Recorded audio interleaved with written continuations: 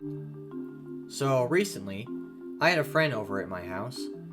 Actually, this friend is a subscriber, so everybody say hi to him. Hello, friend. How's it going? How you doing? I know what your basement looks like. Anyway, so we were hanging out, and he says, I haven't watched Jurassic Park in a long time. Perhaps, do you want to watch Jurassic Park with me? Dude, do you even realize who I am?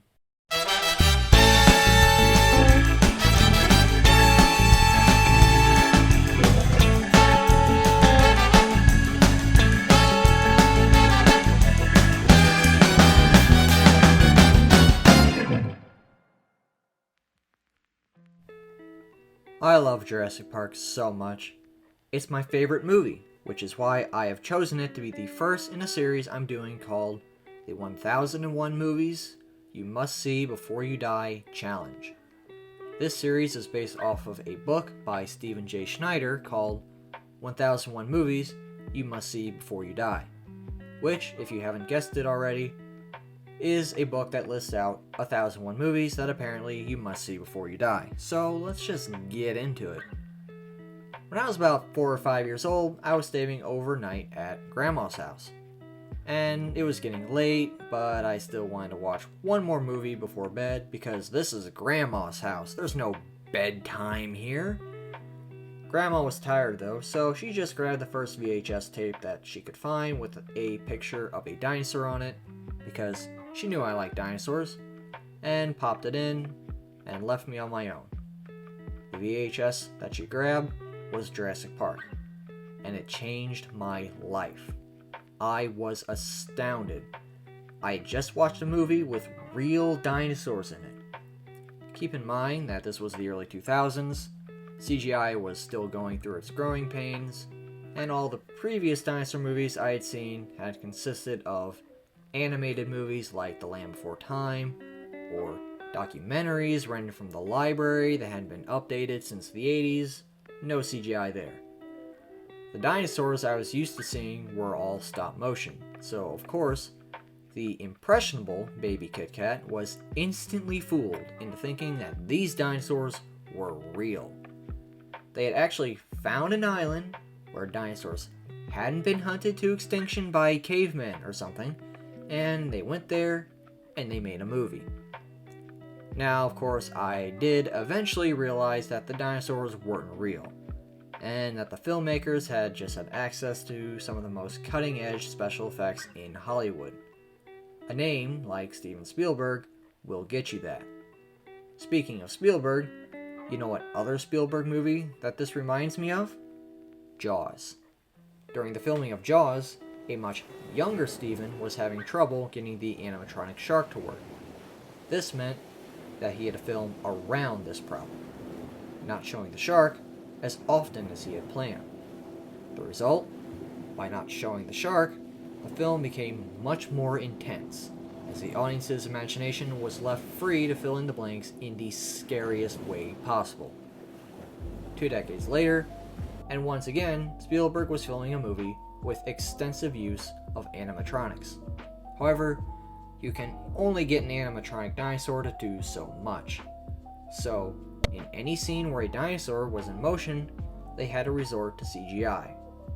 However, this was 1993, CGI wasn't so easy to just mass produce yet, so it had to be used sparingly. This meant that Spielberg was in the same boat as he was in 20 years earlier. Every second that the dinosaurs were on screen was precious and expensive. At no expense. So, he had to make the most movie that he could with the least amount of dinosaur footage. This meant really building up the suspense every time. For example, there's the infamous T-Rex scene. So much happens before we even see the T-Rex.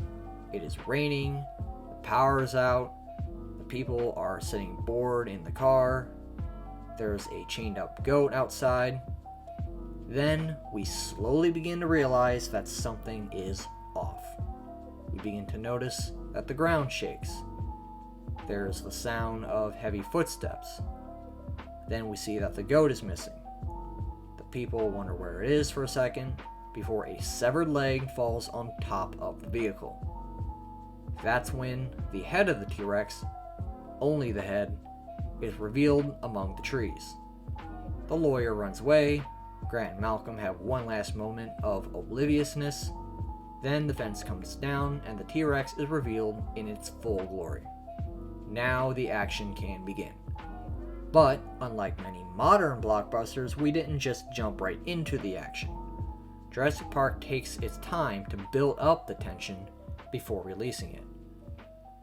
Now I can't go before talking about the fantastic score written by John Williams.